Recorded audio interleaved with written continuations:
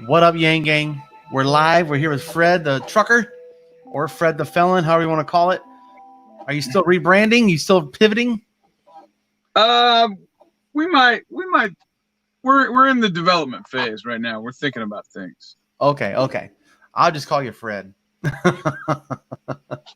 But yeah, man, I wanted to bring you on here to kind of go through your article that you just written. Is pretty cool, and kind of get your take on your thought process going through it. We'll kind of hash it out a little bit. So I just want to go ahead and let's bring up your screen here.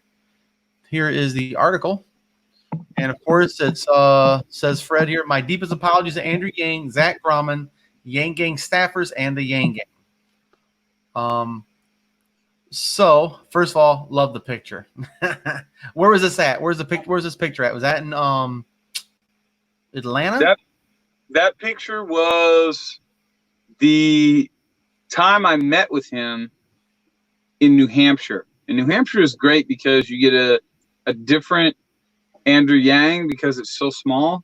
So you get him on a more one-to-one level.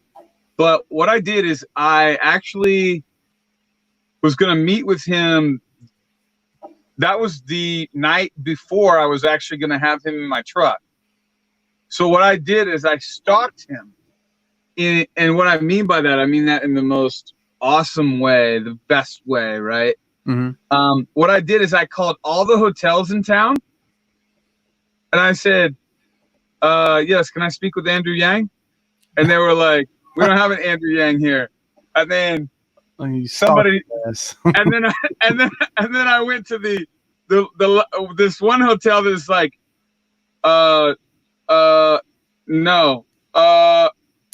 he's not in, right? And I was like, that's probably the hotel where the event is at. So I just went there on a whim, and boom, there was an event there. Fred the stalker, not the trucker. Yeah. That's not stalking. That's called ingenuity. That's called the hustle. Yeah, that's the hustle. So basically what I wanted to talk to the team, obviously, and tell them, what Walmart I'd be at, what to expect, things like that. But yeah, we that was him at the event, and he gave a really good speech there. Well, so people are saying, let me switch this up. That's why, Crystal, check it out. Woohoo! I kind of blend in with the blue screen with this crazy shirt on. I'm like a floating head. But yeah, man, Tom said Fred should read it. I don't have the capability to, unless you put it up on the screen, because can you see that? I can't. That's all right. You can read it. Okay. All right. So let's go ahead and read it, and then we'll do a little Q&A as we go, man. So he says, many of you know that I am one of the biggest Andrew Yang supporters of all time. However, I was very, very critical sometimes. Again, Yang was right.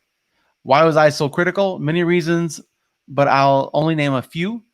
I feel the operation side needed help and a lack of flow of information from the top of the organization to the ground. And again, Andrew Yang was right. I was wrong. You want to talk about that? Well, that's just pretty self-explanatory. The biggest issue is when we would sometimes have events and people were putting things together, that you wouldn't get information until like right up until the event, right? Yeah. But as I've come to know, being with Sola and running an organization like Truckers for Yang, there's a lot of moving parts, and what happens is you can't get a decision on one thing until you have a decision on another. Sometimes that's holding things up. Yeah. So, campaigns are, they're just tough. It's not easy to capitalize, and become, to basically have the highest office in the land. Yeah. It's not an easy feat, especially, when you're an unknown. So if it's easy, everybody would do it. That's all I always tell everybody. If it's easy, everybody would have done So yeah, let's go on to the next point you say here is and finally my disappointment about Andrew Yang being too nice and not aggressive enough in the debates. And yet again, Andrew Yang was right, I was wrong. So we know what that means. You might ask yourself, why go into the specifics if you're apologizing? Because I think it's important to be clear why I was wrong. Okay. The truth is, running for president is really, really hard. Running for president as an outsider is next to impossible. Building a plane as it is flying is never a good plan for the highest office of the free world. So what went wrong? What went right? And how can we improve? And how do we win in the future? These are all the questions I'm going to tackle right here, right now, today. So what went wrong? Nothing, except my obsession with winning. I'm extremely demanding and I'm hard to work with sometimes and have next to impossible expectations of others. Let me explain how he was right and I was wrong. Andrew did everything right. Well, that's one way of starting it. So yeah, well, I mean, that's one of the things that I sometimes I feel like, you know, in my personal life with coaching addicts and felons and, you know, helping people rebuild their lives, being demanding and being able to, like, for whatever reason, I'm able to have the tough conversations that nobody wants to have. I'm totally okay with a conflict. Like, it's like those kind of things are like not a non-issue, no big deal kind of thing for me. And so I am really, really demanding in my personality style. And the fact that I was so incredibly obsessed with us winning, and I really, really believed it was possible. So, you know, I used to say Yang is, you know, a presidential candidate, but also a drug, you know, just because we're always waiting, you know, we're always waiting for the next debate, or we're always waiting for the next event or the next get together. There's the, you know, and you know, I liken it to drug use because there's when a person is in that addiction nature, they're always thinking of ways and means to get more. So, you know, I would say, you know, like, I need my daily hit of Yang, you know, like, you know, there's always new content people were coming out with and stuff like that. And there's, you know, different news. But more importantly, it's really easy for somebody that, like myself, that has really high expectations of everybody else around them, to kind of play like an armchair quarterback. And for that, it's just like, it didn't help. You know what I mean? It wasn't helpful. It wasn't fruitful, and it didn't do any good at all whatsoever. It's totally counterproductive. I hear you, brother. We all have, you know, that's the thing when you're working in a large organization like that, or working with it. It's so many personalities you got to juggle to be a good manager, and that's the difficult part of having someone that is a little more aggressive verbally or aggressive. You know, like I know sometimes I can talk past people or talk over them if I get a little bit too aggressive and get frustrated because the point's not getting made or something like that. So it's tough. It really is. It's a whole skill set to shut up and listen sometimes. It is. Oh my God. Yeah. But yes, let's go ahead and let's go on to operations. You said operations. There's a lot of moving parts to a campaign being built out in multiple states on a low budget in the beginning. Once it's fleshed out, you might stick with the original people or move on to more experienced people, but either case, it's not an easy job. Also, when you're building an organization, people tend to move up the ladder because they are good at having specialized knowledge, but that doesn't necessarily mean they are good leaders. Leadership is hard. You have to be ready to make hard decisions that will hurt people's feelings sometimes. With all these moving parts and events, and one piece of information or event affected another, the flow of information from top to bottom can be extremely difficult at times, which is what you just really went over. And finally, the elephant in the room: was Andrew Yang too nice? I thought so then. I couldn't have been more wrong. Had he spent half of his time on his policies and the other half on dismantling other candidates' policies and prior records, that would have taken away from the one thing, universal basic income. I do agree with that. Yeah. So to the leadership portion, right? So this is really true. Like when you're building an organization and it's very small, and then as you start to move the organization and bring new people on, some people get moved up to different positions and so on and so forth. And what can happen is if you do have specialized knowledge, but you don't have leadership skills, which leadership skills are not everybody has leadership skills, or people can develop leadership skills as well, right?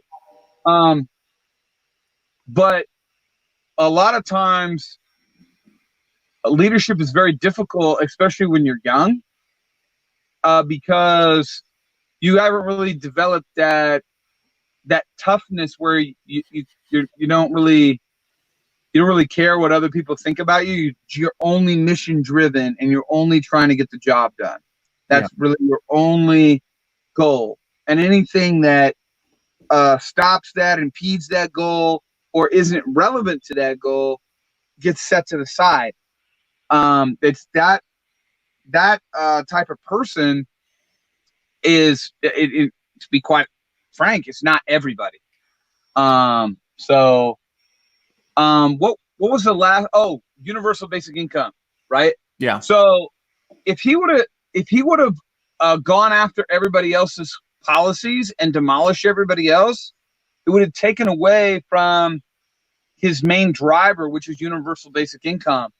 And he did such a good job of just keeping the main thing and just sticking to his policies, his plan, not trying to attack other people, and just being laser focused on what his plan was. And my initial thought was, hey, go in and smash everybody, right? Demolish everybody, and then end up as the last man standing. It's really obvious looking forward that, first of all, he didn't have the political capital to do that. Right. Number two, now he has all this social capital. Well, yeah, that's what my point was going to be. Like, you got to be the top dog to smash people down. You can't punch up. You got to work your way up. Yeah, because it looks like it's coming out of desperation. Exactly. And so he has all this social capital now as a result of him not smashing on everybody. So I mean, when you have people like Pete Buttigieg and E. Warren, Elizabeth Warren and others retweeting his initiatives, you have all these people that are getting involved in the All Americans campaign, and people that are getting involved in all the different things that he's doing. This is a result of him not, quite frankly, ticking people off by being a prick. You know what I mean? Yeah. And that's kind of like what worked for Trump is not going to work for Andrew. It's just the way it is. Exactly. Yeah. So let's go on here. You said because he was so incredibly laser focused on his solutions to solve everyday Americans' problems and being humanity first, it kept the door open for everyone to flock to him after he dropped out. Why? Because his ability to persuade others on stage would have been greatly diminished had he attacked them. What was the result? Andrew Yang is now more relevant than any other politician, and he's never even held an office as a politician. Now that's power. Agreed. He only focused on what would move the needle. This guy is a worker. Balls to the wall, get shit done, gutsy mother trucker. Nice. How can we improve? How can we win? We are doing it now. Running for president is about two things. Can you win the popularity contest, which I think we are doing, which I agree. Can you advocate, mobilize, but most importantly, organize? This is the areas of opportunity here for improvement, which I think we're starting to get into that phase now. Then, of course, there are so many universal basic income advocates, and with COVID-19, there will be many more to come. We've proved we can mobilize and put on events, although they could be smoother. I think we can improve in this area greatly. Yeah, we got 2 years to prepare, really. I think that's the big thing. We have 2 years to know that this guy's coming out of nowhere.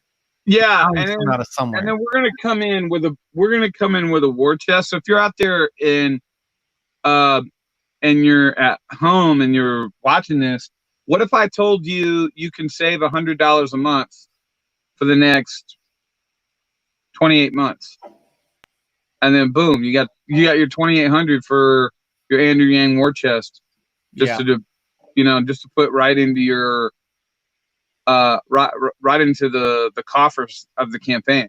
Yeah. Well, hey, Jimbo, thanks for the super chat, brother. He's rocking those Oakleys still. What's cracking? Yeah, man, he's always in here. I love it.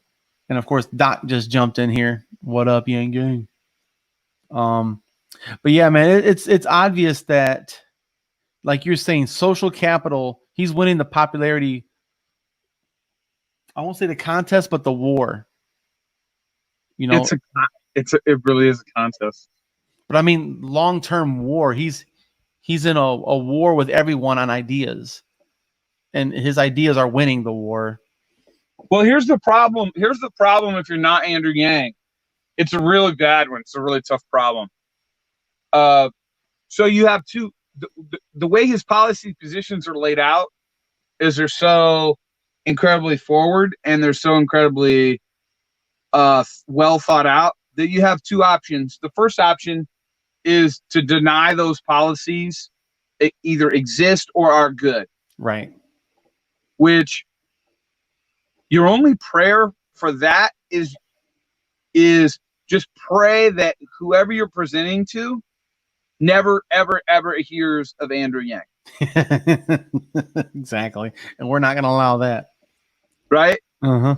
And so with all the different initiatives that he's doing and being on CNN and the podcast and all this different stuff, well, that's probably not going to happen. Okay?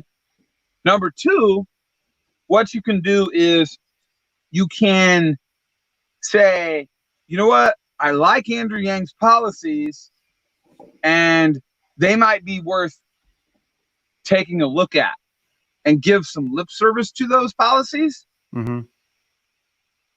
And start to agree with them, but then come out with your own platform as well. Yes. Right? Not necessarily his policies, but just your own platform, but say, hey, I like Andrew's platform too. So if you're saying you like Andrew Yang's platform, why would I vote for you over Andrew Yang? Yeah, the original. Yeah. You want to be Coke, not Pepsi on this shit. Yeah. Yeah, for sure. So yeah, it doesn't bode well for anybody whose name is not Andrew Yang, I think in 2024. I'm sorry. Yeah, well, 2022, I think he's going to be in the top 3 to 5 just right out the gate. Top 3 to 5 right out the gate. So he'll be a front runner. And it depends on who else. Like AOC could possibly do it because her birthday is like a month before 2024. She actually is going to be old enough for 2024. So it's be interesting to see if she's crazy enough to jump in there this young. But, you know, Pete did.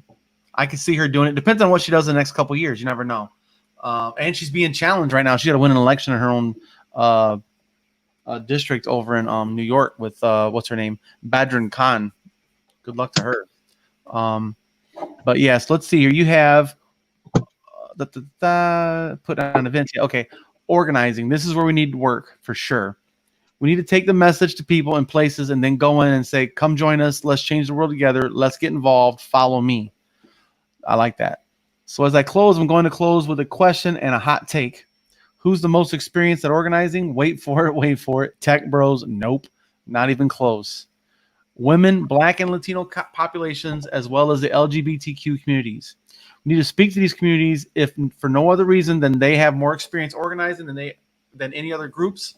Why? Because they've had in order to get their civil rights. We can reach everyone together. Yang was right. I sincerely apologize for being so critical in the past. We're on the right path. We're moving the needle. We're going to win. Fred Ramey, a.k.a. Fred the Felon. And, of course, you got this great little photo here. Where is this photo at? It looks like it's in an office. Yeah, that was actually in the Waterloo office, I think. Oh, Waterloo?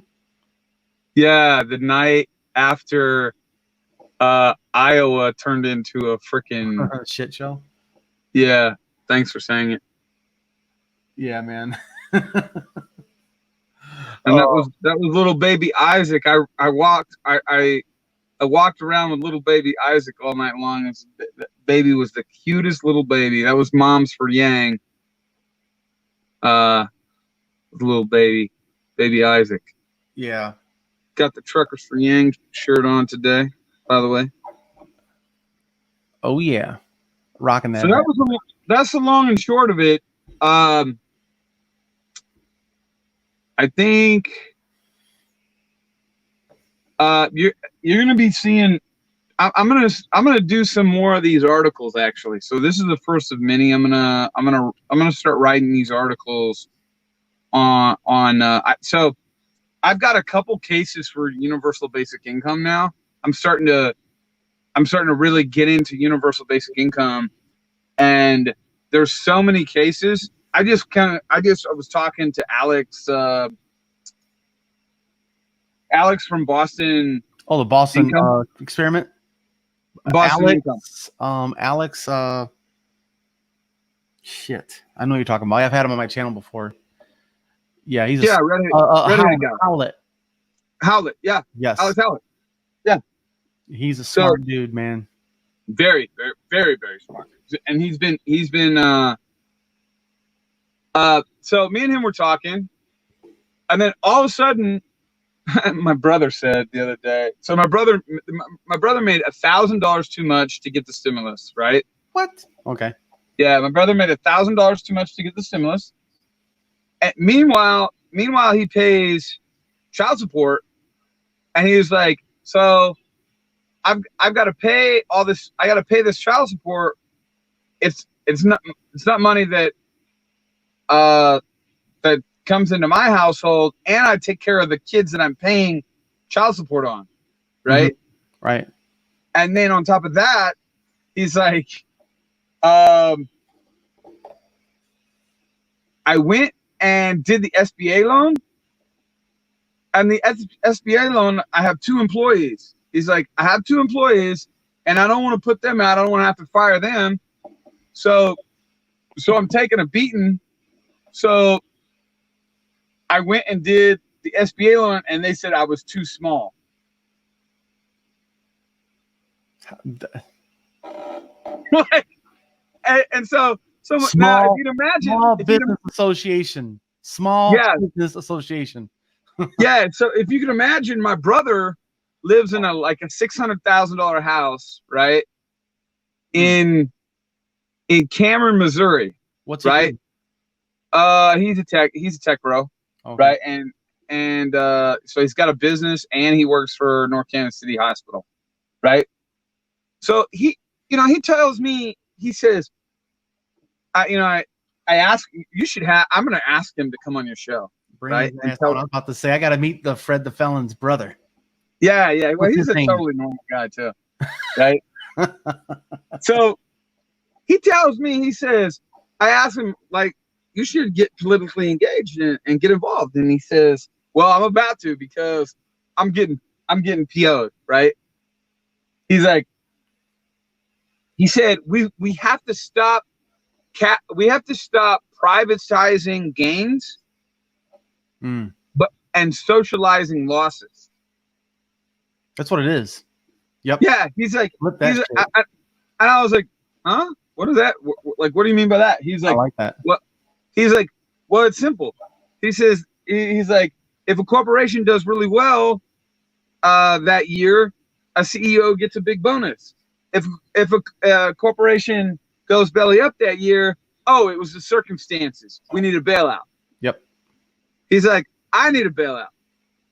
Yep. I need help. right? Yeah. And Socialize so, the gains. yeah. So, which I think he said that, and then I got to thinking because Alex Howlett, Yeah. one of his things, he doesn't believe, he's not against the value added tax, but his universal basic income plan doesn't have a value added tax. Right. Mm-hmm. It's based off how much he calls it how much income normalcy, I think he calls it, or there's a level Mm-hmm. that you have to set, like how much can the market handle Right. without having inflation. Spiking inflation. Yeah. Yeah, because basically what we do is the federal government prints money, and then the federal government is actually the biggest employer in the country. Mm-hmm. If you take the Military. the military industrial complex, and then all the contractors, and then all the different divisions of the government. Yeah. So the money flows into all these different sectors, and then it goes from those people's hands into, like people go to Walmart, this, that, and the other, and it creates all this business. So he keeps saying that we're creating all these jobs just to put money into people's hands. Other people. Yeah, we are creating jobs just to put money into people's hands for no other reason but to put money in people's hands. Well, that's what the federal jobs guarantee would have been that on steroids. Yeah, but how many times throughout your life have you had a job where there was only 30 hours worth of work that week, and all you did was clean machines, or I worked in a union factory. I know. Yeah. So exactly. So how many times have we it's happened to us all, right? Where we're like, hey, I got to get my 40 hours in this week, right? Mm-hmm. And so we're creating these jobs that have little to no meaning, and it doesn't help. So another, I was in the midst of this conversation with him, and I said, what if we did this? What if you took all the money that was privatized, private social welfare rather, right? So you took all the social welfare, mm-hmm. and then all the money that it takes to get the social welfare to said person. So if I give you $1,000, mm-hmm. I'm probably spending $500 just to get it to you. Yep, it's 2 to 1. Yeah. So it's the buildings, it's the employees for the buildings, the cleaning on the buildings, the security, and then I've got to have all this bureaucracy for the forms. Yeah. And then all, a team of people that come up with the guidelines. I mean, the list goes on and on. It's administration fees is all it is. Yeah, it's freaking huge, right? Yep.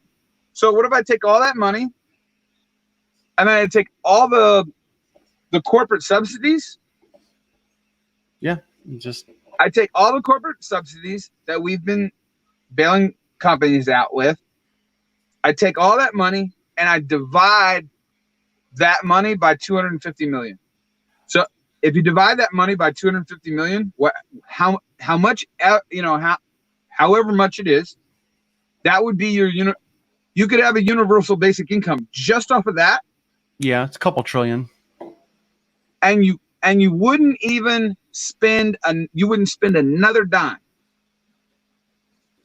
You would only spend, and this is just something I had thought about as me and Alex are talking, because when you're talking about this kind of stuff, mm-hmm. different ideas start coming to your mind. You literally would not spend another dime. Dude, Russell's in here busting our balls now. Nice saying me and you look alike. Oh, that's Russell. Well, I got my head shaved today just because. Oh man, he's coming at us now. Pork chop, man. Son of a bitch.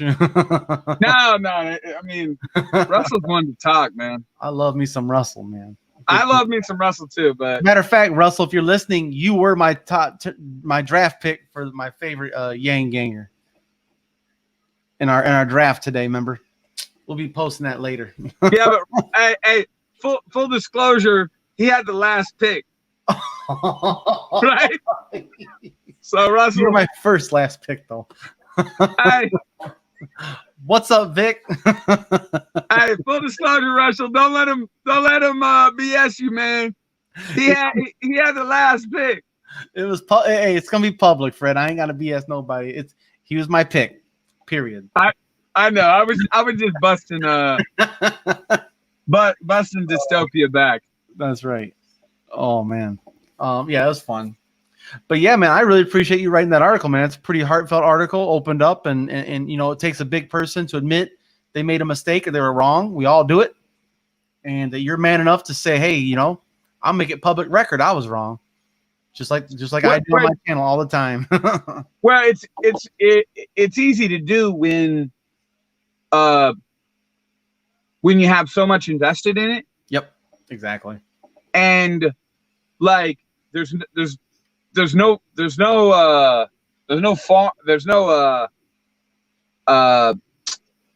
what's the word I'm looking for? There's no shame in admitting, that like, hey. Yeah. Well, you got to check your ego, man. See, okay, Fred, this doubles back around. That's what leadership is about, though. Yeah. That's what leadership is about. So, to me, like someone is a Trump supporter, I say, listen, is a good leader someone that only takes the results when they're good and takes claim for the good things and takes no responsibility for the mistakes? And they're like, no, yeah. Then that's Donald Trump. He's a that ad that they're running right now against him. Yeah, that's gonna eat him for lunch. That says, "Oh no, I don't take any responsibility for coronavirus." Yeah, that ad. Oh yeah, man. I take no responsibility. That ad is gonna haunt him. Good. He's had a lot of things he said it should haunt him though. Nice ass, Fred. Oh, sorry. Just fucking with you. Hey, I got a crack in my windshield. All right, well, yeah, guys, I think that's it for tonight. Yep. So, guys, tomorrow, Monday, Yang Speaks. We got Ken Jong on there tomorrow. Check out Yang Speaks tomorrow. I thought you were going to say Kim Jong-un. Yeah. Nope. I'm not even sure if he's alive. I can't tell. They can't make up their mind if he's alive or dead. But yeah, man, we'll do it again, guys. So we will be putting out some good shit this week on TheTrickleUp.com. More content, more great interviews. We have a great new initiative we're starting this week. It's called the Quarantine House. It's gonna be fun, and you guys will see. And again, Fred, thank you for being the real demonstrating what leadership looks like, is admitting when you're down, when you're wrong, accepting that shit and moving forward. And that's and then you can hang that article or any other article that I'm going to write in the future. There's so many topics that I feel like I could write about. Yep. Spread it out. Yeah. Well, there's so many topics out there, right? Whether it be universal basic income, ranked choice voting, whether it be the Yang Gang, any of the policies, trucking. What's up? Speaking of truckers, here's James Abrams. Thanks for. Oh, what up, Abrams? Hey, so Abrams works for Z Trucking, Z Transportation, rather. They're actually a pretty good company. Hey, Fred. Tom says just give us a weekly article. We'll put it up for you every week. Okay. Keep writing, man. We'll make it. We'll feature it. We'll put it in a feature post. We'll put it up there on the blog, man. Cool. Anything I write on. Felonious Fridays. How you like that, Fred? Yeah, I don't know when I'm gonna write. I might write, one a week. I might write one a day. It just depends. Well, we'll bank them. So when you don't want to do one in a week, we'll have one for every Friday. How about that? You just get the writing, dude. You're sitting there right now waiting for your shit to get unloaded in the morning. Get the writing. Yep, that's exactly what I'll do. All right, fellas, take care. Have a great night. Felonious Fridays are coming, guys. All All right, guys. Thanks for all the super chats, man. I love it, guys. Thanks for your support. And visit TheTrickleUp.com. Enter your email address to get newsletters for upcoming events. We'll keep you guys posted. And the All right, guys. looking around being like, Gang, who gang. is this guy? Yeah, And gang. the American people are like, that's our guy. That's our guy. That's our guy. That's our guy. That's our guy. And I said, challenge fucking accepted.